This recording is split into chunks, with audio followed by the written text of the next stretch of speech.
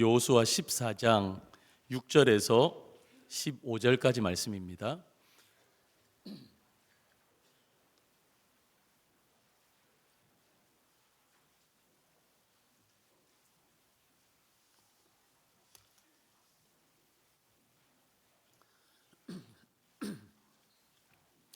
여호수아 14장 6절에서 15절, 저와 여러분들이 한 절씩 교독하겠습니다. 제가 먼저 6절 읽습니다.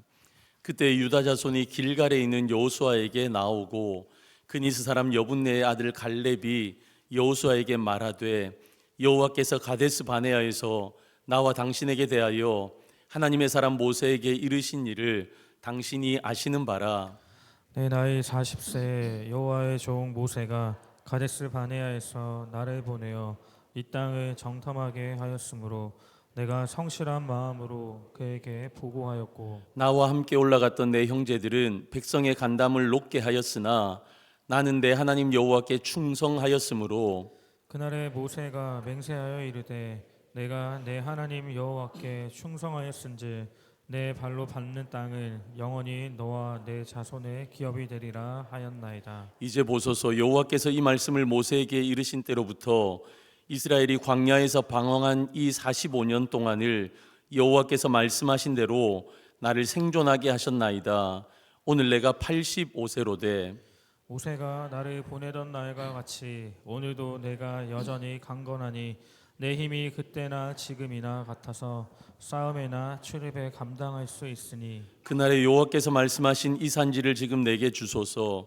당신도 그날에 들으셨거니와 그곳에는 아낙 사람이 있고 그 성읍들은 크고 견고할지라도 여호와께서 나와 함께 하시면 내가 여호와께서 말씀하신 대로 그들을 쫓아내리이다 하니, 여호수아가 여분네의 아들 갈렙을 위하여 축복하고 헤브론을 그에게 주어 기업을 삼게 하매, 헤브론이 그니스 사람 여분네의 아들 갈렙의 기업이 되어 오늘까지 이르렀으니 이는 그가 이스라엘의 하나님 여호와를 온전히 쫓았음이라.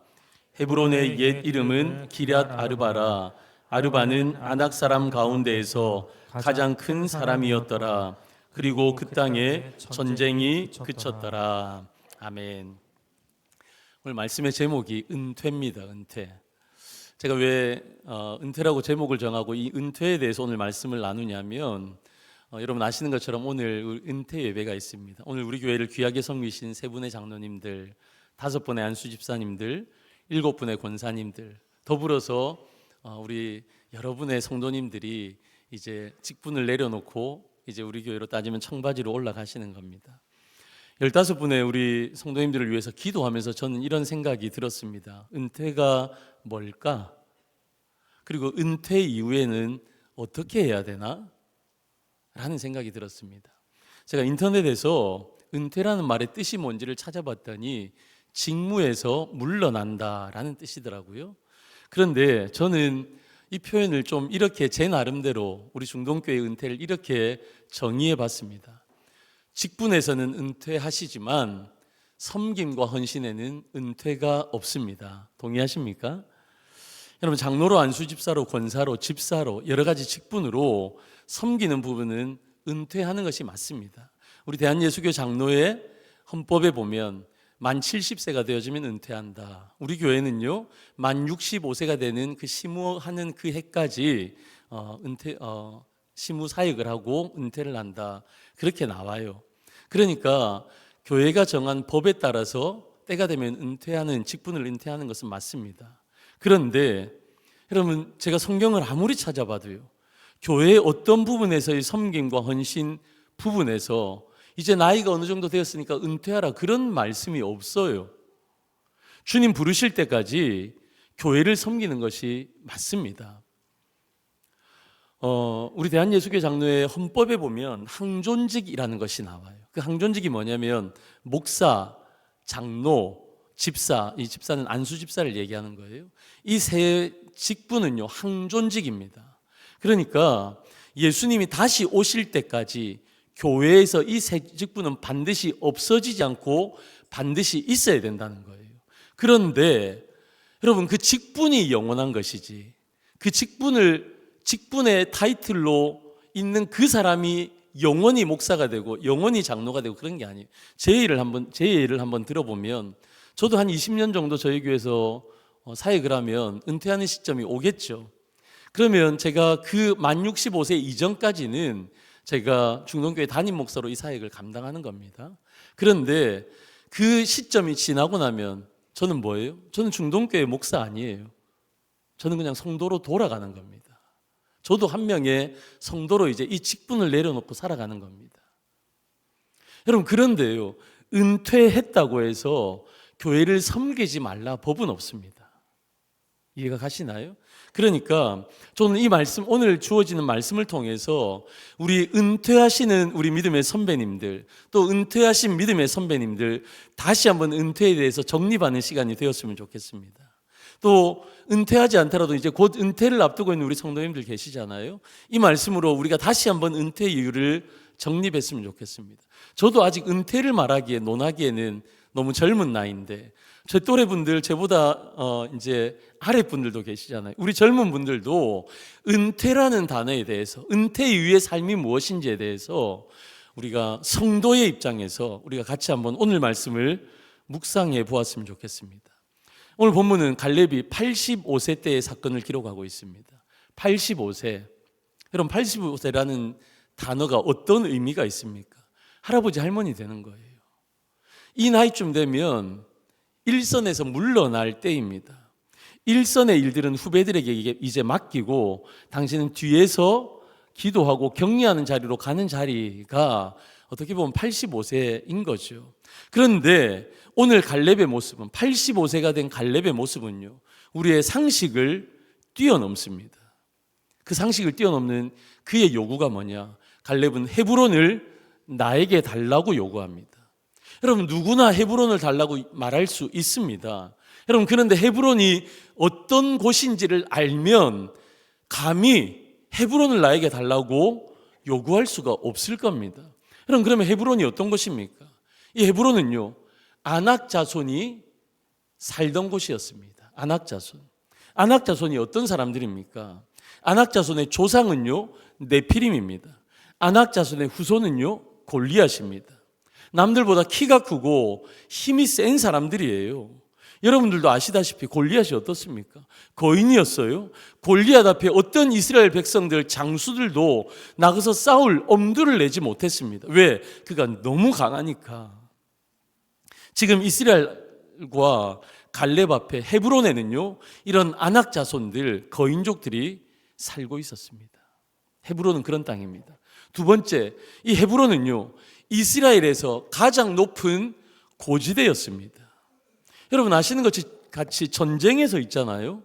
이 수비하는 입장이 높은 고지대에 있다. 그러면요, 일단 반은 먹고 들어가는 거예요. 반은 승리를 가지고 있는 거예요. 왜?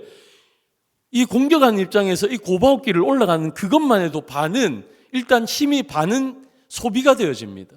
그리고 올라오는데 싸울 것도 없어요. 큰 돌멩이 준비해서 그것만 이렇게 내려도 그 사람들 다 죽는 거예요. 그러니까 여러분, 이 고지대는요, 승리할 수 있는 참 좋은 요건인 겁니다. 그리고 그 성읍들은 크고 견고하다. 헤브론이 그런 곳이었습니다. 그럼 갈렙은 이 땅이 좋기 때문에 달라는 게 아니에요. 어떤 곳보다도 정복하기 힘든 것 갈렙은 알고 있었습니다. 그럼에도 불구하고요, 그는 유다 지파였거든요. 유다 지파의 대표였거든요. 그래서 그 산지를 나에게 달라 말하고 있는 겁니다. 이 부분 제가 뒤에 조금 더 다시 한번 설명을 드릴게요. 여러분 아시는 것처럼 갈렙은 어떤 사람입니까? 갈렙은요, 이 광야의 1세대, 2세대 중에서 가나안 땅에 들어간 사람은 두 사람밖에 없었습니다. 그가 여호수아와 갈렙이었습니다. 그러니까 모든 고생은 다 하고 이스라엘의 역사와 같은 사람이 갈렙이었어요. 그러니까 갈렙은 이제 가나안 땅에 들어가서 시간이 많이 흐르면서 갈렙은 기득권을 가진 사람이었어요. 그리고 이제는 대접을 받을 만한 위치에 있는 사람이 갈렙이었습니다. 그러나 갈렙은요, 이 기득권을 포기합니다. 그리고 가장 어려운 헤브론 땅을 나에게 달라고 요구합니다. 객관적인 전력에서 승산은 제로입니다. 거인족과 싸워서 이길 수가 없습니다. 고지대에 크고 크고 강한 성이었기 때문에 이스라엘 백성들이 싸워 이길 수 없었습니다. 그런데 그런 헤브론을 나에게 달라.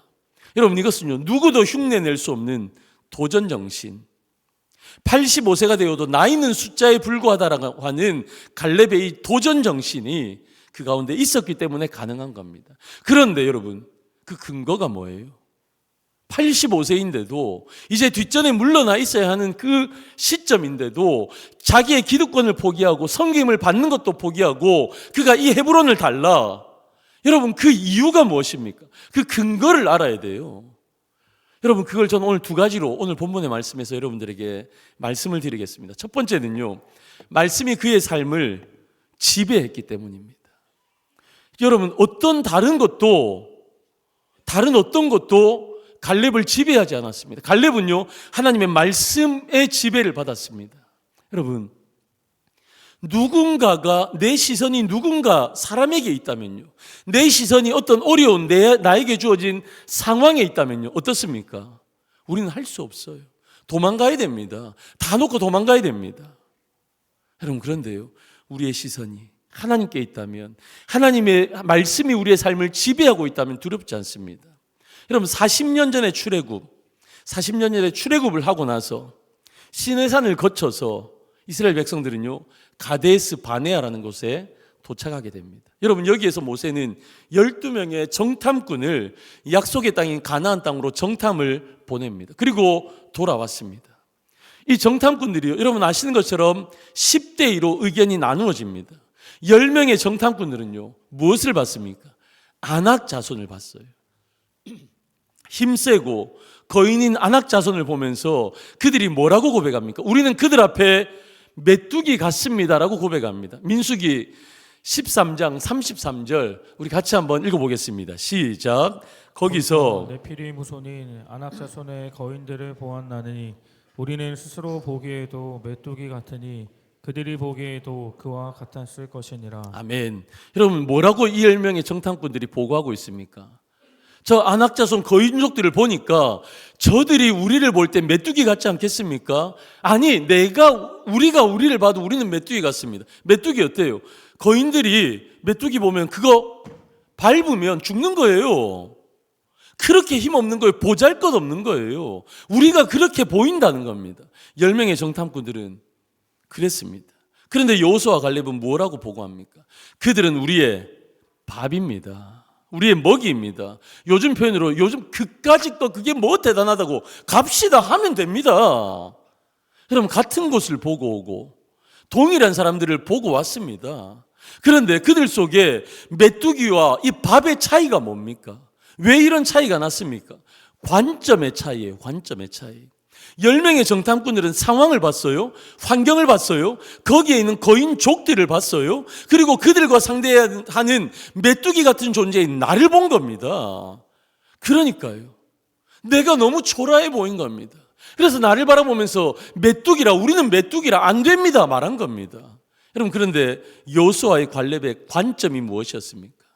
그들은요, 아낙 자손 본 거 아니에요. 싸워야 할 대상이 아낙 자손인데 저들과 싸워 어떻게 이길까? 그들을 본 것도 아니고 나를 본 것도 아니에요. 그들은 그 이전에 하나님을 바라보았습니다. 할렐루야. 우리의 기도에 응답하셔서 하나님께서 출애굽의 역사를 이루셨잖아요. 하나님께서 주시겠다는 가나안 땅을 향해 왔잖아요. 주시겠다고 말씀하신 하나님의 약속의 말씀을 붙드는 거예요. 여호수아와 갈렙의 관점은요, 아낙 자손의 강함에 있었던 것이 아니라 여호와께서 기뻐하시면 그들의 시선은 하나님께 있었습니다. 그분의 존재와 인격이 묻어있는, 하나님의 신실하심이 묻어있는 하나님의 약속의 말씀에 그들의 시선이 있었고요, 그들은 그 말씀을 붙들고 있었던 겁니다. 여러분, 이 차이에, 이 관점의 차이가 메뚜기와 밥의 차이가 된 것입니다. 여러분, 40세 때의 갈렙은 이랬습니다. 그런데 시간이 흐릅니다. 45년이 흘렀어요. 갈렙이 오늘 본문에 85세가 되었습니다. 그런데요, 갈렙은 여전합니다. 주름살은 늘었겠죠. 흰머리는 더 났겠죠. 40대의 갈렙보다 85세 때 갈렙은 40대의 갈렙을 이길 수 없는 조금은 연약해졌겠죠. 그런데요, 그의 관점은 변함이 없습니다. 그의 마음의 중심은 변함이 없습니다. 최고의 난공불락이었던 헤브론, 하나님 그 땅을 나에게 주십시오. 여러분, 그 관점이 있었기에 여러분 그는 그렇게 말할 수 있었던 겁니다. 오늘 10절에서 12절에 보시면요, 다시 한번 갈렙의 관점이 나옵니다. 제가 한번 읽어드릴까요? 그날에 모세가 맹세하여 이르되 내가 내 하나님 여호와께 충성하였은즉 내 발로 밟는 땅은 영원히 너와 내 자손의 기업이 되리라 하였나이다. 이제 보소서, 여호와께서 이 말씀을 모세에게 이르신 때로부터 이스라엘이 광야에서 방황한 이 45년 동안을 여호와께서 말씀하신 대로 나를 생존하게 하셨나이다. 오늘 내가 85세로 돼 모세가 나를 보내던 날과 같이 오늘도 내가 여전히 강건하니 내 힘이 그때나 지금이나 같아서 싸움에나 출입에 감당할 수 있으니 그날에 여호와께서 말씀하신, 여러분 우리 12절은 같이 읽어볼까요? 시작. 그날에 여호와께서 말씀하신 이 산지를 지금 내게 주소서. 당신도 그날에 들으셨거니와 그곳에는 아낙 사람이 있고 그 성읍들은 크고 견고할지라도 여호와께서 나와 함께 하시면 내가 여호와께서 말씀하신 대로 그들을 쫓아내리이다 하니. 아멘. 여러분 이게 근거예요. 갈렙의 근거입니다. 그의 자신감과 도전정신, 나이는 숫자에 불과하다는 이 노병사의 여러분 근거입니다. 여러분 갈렙은 알았어요. 왜 우리가 광야의 40년을 지날 때 내가 생존했는지, 우리가 생존했는지, 왜 여호와께서 말씀하신 대로 하나님의 약속이 있었기 때문에 우리는 이 40년을 보낼 수 있었다. 광야에서 자신들의 잘남이 아니었어요. 자신들이 대단한 전략과 전술이 있어서 뭐 대단한 용사를 짓고 먹고 살기 위해서 노력해서 자신들의 어떠함이 아니었어요. 여호와께서 말씀하신 대로. 여러분 갈렙도 알고 있었어요. 그 성읍은요, 헤브론의 성읍은 크고 견고한 성읍이라 아낙 자손이 살고 있다는 것 알고 있었어요. 그런데 왜 달라고 하느냐? 내가 여호와께서 말씀하신 대로 하나님이 주신다 하셨으니까, 하나님이 주신다고 약속의 말씀을 주셨으니까, 여러분 그러니까 내가 헤브론을 달라는 게 당연한 거 아닌가? 이 말씀에서 4번이나 반복되어지는 표현, 여호와께서 말씀하신 대로, 여러분 그의 관점이었습니다. 그의 시선이었습니다. 이것이 결정적인 이유가 되어서 기득권을 포기하고 싸워서 이길 수 없는 그 견고한 성읍을 나에게 주십시오. 내가 싸우겠습니다. 내가 정복하겠습니다. 말할 수 있었던 겁니다. 세월이 지나도 그의 관점은요, 하나님께 있었어요. 약속의 말씀, 하나님의 인격과 하나님의 신실함에 하나님의 성품이 묻어있는 약속의 말씀에 그의 관점이 있었던 겁니다. 그냥 헤브론이란 이 산을 달라는 것이 아니었습니다. 하나님이 말씀하신 그 산지를 달라는 것이었습니다. 하나님이 약속하신 그 요구의 근거가 말씀하신 대로. 여러분 믿음의 시선이 중요해요. 여러분 다른 거 보지 마세요. 부족한 사람 자꾸 보지 마세요. 실족합니다.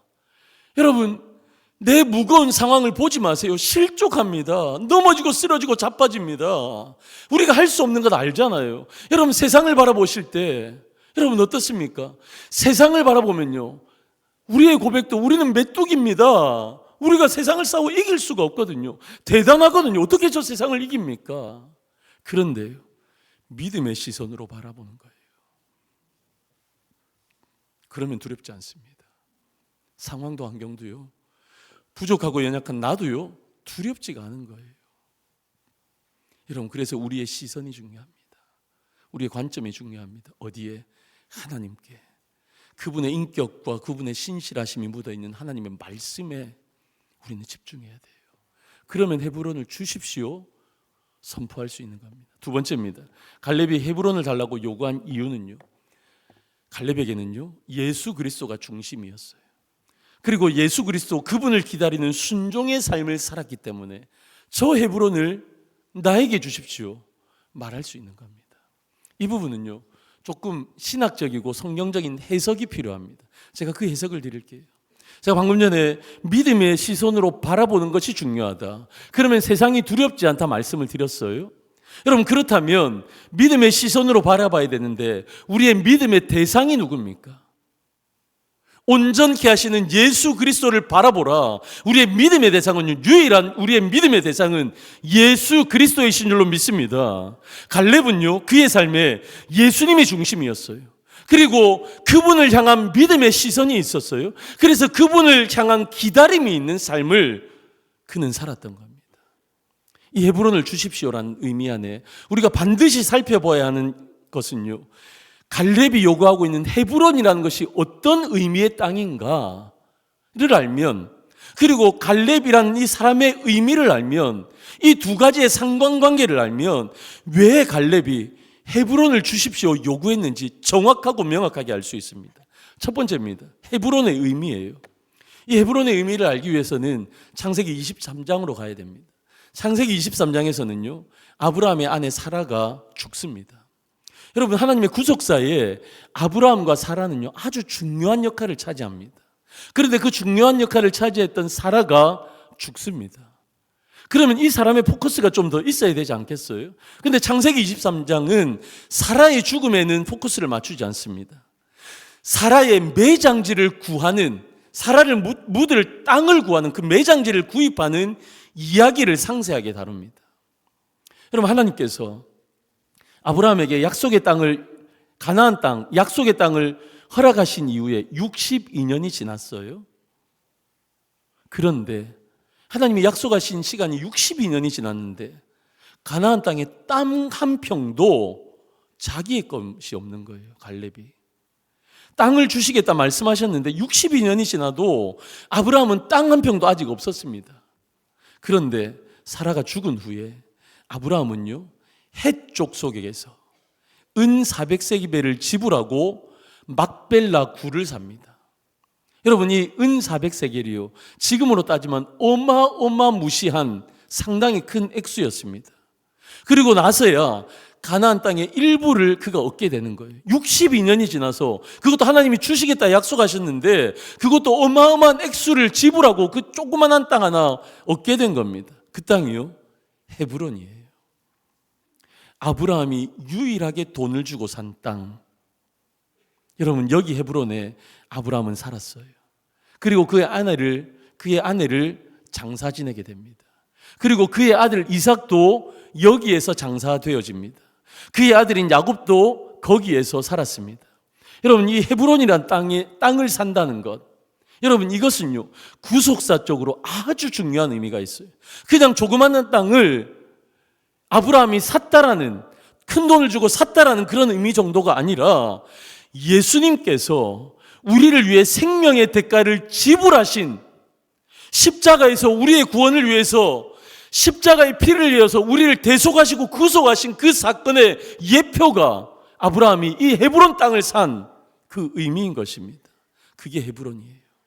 두 번째로는요, 갈렙에 대해서, 갈렙 지파에 대해서 축복하신 내용 가운데 실로가 오기까지라는 의미가 나오거든요. 카메라의 렌즈를 옮겨봅니다. 창세기 49장입니다. 야곱이요, 임종을 앞두게 되어집니다. 그리고 야곱이 12아들을 불러서 축복하며 기도하는 내용이 창세기 49장입니다. 이때 유다 지파에 대한 예언이 나옵니다. 창세기 49장 9절에서 10절입니다. 우리 같이 한번 읽어볼까요? 시작. 유다는 사자 새끼로다. 내 아들아, 너를 움킨 것을 찢고 올라갔도다. 그가 엎드리고 웅크림이 수사자 같고 암사자 같으니 누가 그를 범할 수 있으랴. 그가 유다를 떠나지 아니하며 통치자의 지팡이가 그 발 사이에서 떠나지 아니하기를 실로가 오시기까지 이르리니 그에게 모든 백성이 복종하리로다. 아멘. 야곱은 유다를 축복해요. 그러면서 유다를 뭐라고 말합니까? 유다는 사자 새끼로다. 유다는 사자 새끼로다. 유다는 사자 새끼예요. 그런데 갈렙이라는 사람의 이름의 뜻이 뭐냐면 사자 새끼입니다. 사자 새끼. 오늘 본문인 여호수아 14장에서 갈렙이요, 그냥 개인이 아닙니다. 유다 지파의 대표로 그가 나아가서 헤브론을 달라 합니다. 그런데 야곱이 유다 지파를 축복할 때 실로가 오시기까지 그에게 모든 백성이 복종한다 말씀하십니다. 여러분, 이것은요, 이스라엘의 모든 왕들이 유다 지파를 통해서 날 것이라고 예언한 거예요. 다윗과 유다의 왕들이 다 유다 지파에 속해 있었습니다. 그런데 실로가 오시기까지라고 표현합니다. 그러면 이 실로가 누굽니까? 이 실로가 바로 예수 그리스도이십니다. 그리스도가 어느 지파를 통해서 오신다고요? 유다 지파를 통해서 오세요. 예수 그리스도가 오시면 모든 나라와 백성들이 순종하게 될 것이다. 여러분, 결론을 맺습니다. 갈렙이 헤브론을 요구한 이유가 있습니다. 갈렙이 왜 헤브론을 요구했느냐? 여러분, 제가 지금 설명한 것을 쭉 구슬로 깨면요, 갈렙에게 헤브론을 정복한다, 나에게 이것을 달라 한 것은요, 그리스도가 오시기까지 모든 열방을 복종시켜야 할 갈렙의 신앙의 고백이었습니다. 그의 사명이었습니다. 하나님의 부르심이었습니다. 그의 삶은, 그의 부르심은요, 그의 사명은요, 말씀이 이루어지도록 예수 그리스도를 기다리며 그의 앞에 순종하는 삶을 살아야 된다. 여러분, 이것이요, 그냥 이 땅을 정복한다는 의미가 아니라 헤브론을 달라는 것은요, 그의 사명이었던 거예요. 예수님이 오실 때까지 주님을 준비하는 그의 삶이었던, 사명이었던 겁니다. 사랑하는 성도 여러분, 오늘 말씀을 정리하겠습니다.